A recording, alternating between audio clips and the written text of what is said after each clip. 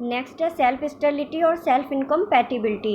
It is the condition where pollen grains of a flowers do not germinate on the stigma of the same flower. उसी flower के stigma पर उसके pollen grain germinate नहीं होते due to the presence of self sterile jeans.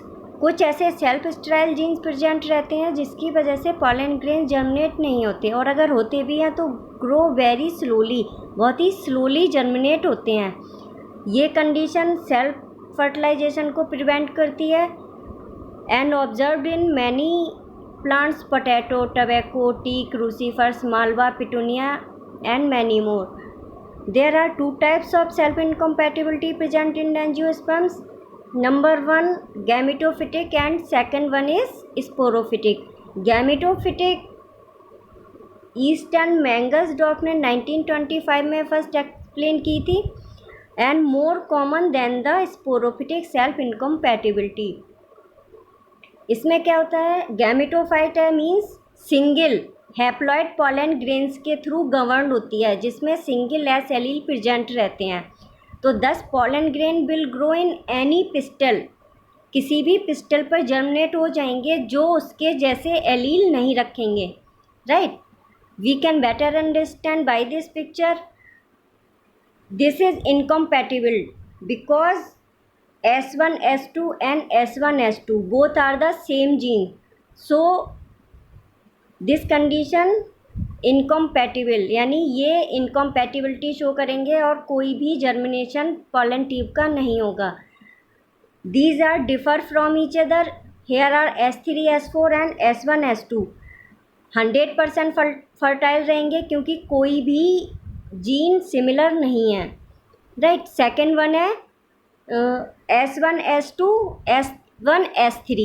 अब क्या है, S1 यहाँ प्रेजेंट है, S1 यहाँ भी है, तो ये जर्मिनेट नहीं होगा लेकिन S2 जर्मिनेट हो जाएगा बिकॉज पिस्टल में कोई भी S2 एलील या जीन नहीं है. तो हेयर 50% फर्टाइल रहेगी, बाकी के 50% जो पॉलन ग्रेन्स होंगे वो जर्मिनेट नहीं करेंगे. ये 100% फर्टाइल रहेंगे, कॉम्पैटिबिलिटी शो करेंगे, ये 50% कॉम्पैटिबिलिटी शो करते हैं. तो gametophytic self incompatibility observed in roses, petunia, buttercups, lilies and members of Solanaceae. Next one is sporophytic self incompatibility. इसमें क्या होता है,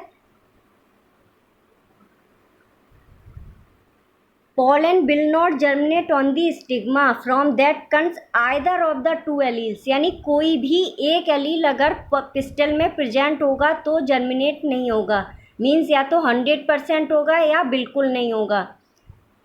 जैसे यहाँ S1 S2 है, S1 S2 है, गैमेटोफिटिक में भी यहाँ कोई भी जर्मिनेशन नहीं था, इनकम्पैटिबल थे, यहाँ भी इनकम्पैटिबल है. ये कॉम्पैटिबल है क्योंकि यहाँ S1 S2 है, यहाँ S1 S3 S4 है, कोई भी सिमिलर नहीं है तो कॉम्पैटिबिलिटी शो करेंगे और जर्मिनेशन होगा. हेयर क्या है, S1 S2 और S1 S3 यहाँ डिफ़र है फ्रॉम गैमेटोफिटिक.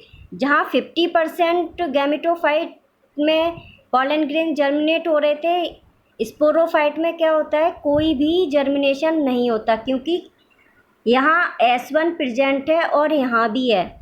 ये कंडीशन स्पोरोफाइट में होती है. अगर एक भी एलील सेम होता है तो कोई भी जर्मिनेशन नहीं होता, जबकि गैमेटोफाइट में अगर एक एलील डिफरेंट है तो जर्मिनेशन हो जाता है, मीन्स 50%.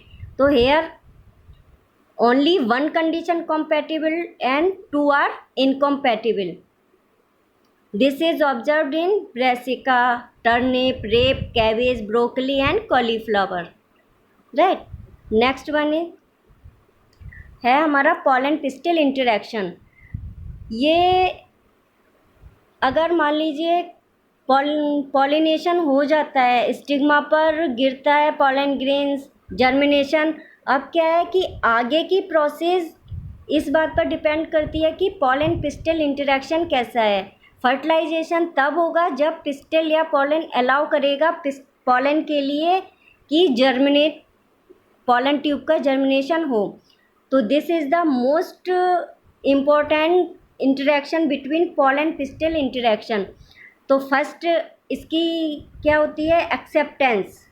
अगर राइट पॉलन ग्रेन है, जैसे हमने गैमेटोफाइट और स्पोरोफाइट के जीन्स में देखा था, एलील, ऐसे पॉलन ग्रेन जो सिमिलर एलील के होते हैं वो नॉन एक्सेप्टेंस शो करते हैं, यानी रॉन्ग पॉलन होते हैं, और वो जिनमें डिफरेंट एलील्स प्रेजेंट होते हैं ये आपके एक्सेप्टेंस यानी राइट पॉलन होते हैं, जो जिसके लिए स्टिग्मा अलाउ करता है जर्मिनेशन के लिए, राइट। अगर फर्स्ट नॉट एक्सेप्टेंस होगा, रॉन्ग होगा।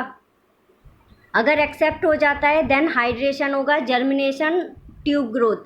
यहाँ पर फिर से चेक की जाती है प्रोसेस को, एक्सेप्ट किया जाता है, अगर राइट है देन ट्यूब पेनिट्रेट्स करती है स्टिग्मा पर, क्यूटिकल हाइड्रोलाइज एंजाइम्स एक्टिवेट होते हैं। लेकिन अगर फिर से पता चलता है कि पॉलन ग्रेन्स राइट नहीं है, देन क्या होगा, कोई भी एक्सेप्टेंस नहीं होगा और इस पोजीशन पर स्पोरोफिटिक इनकम्पैटिबिलिटी होती है, राइट। नेक्स्ट है, अगर स्पोरोफिटिक इनकम्पैटिबिलिटी है तो जर्मिनेशन नहीं होगा, राइट, सही है पॉलन ग्रेन्स, तो जर्मिनेशन आगे प्रोसीड होता है। तो एक्सेप्ट फिर से हुआ, ट्यूब ग्रोथ स्टाइल तक पहुंचेगी, यहाँ फिर से नॉट एक्सेप्टेंस दिखा देगा, फिर इस कंडीशन पे आके आपकी गैमेटोफिटिक इनकम्पैटिबिलिटी होती है। तो फर्स्ट चेक होगा sporophytic incompatibility, then gametophytic. Except है देन पॉलन ट्यूब्स पेनिट्रेट करती है एम्ब्रियो में और फर्टिलाइजेशन हो जाता है, यहाँ आकर फेलर हो जाता है male gametes to reach egg. तो ये पॉलन पिस्टिल इंटरेक्शन है जो शो करता है कि किस तरीके से फर्टिलाइजेशन होना है राइट पॉलन का टू दी एग।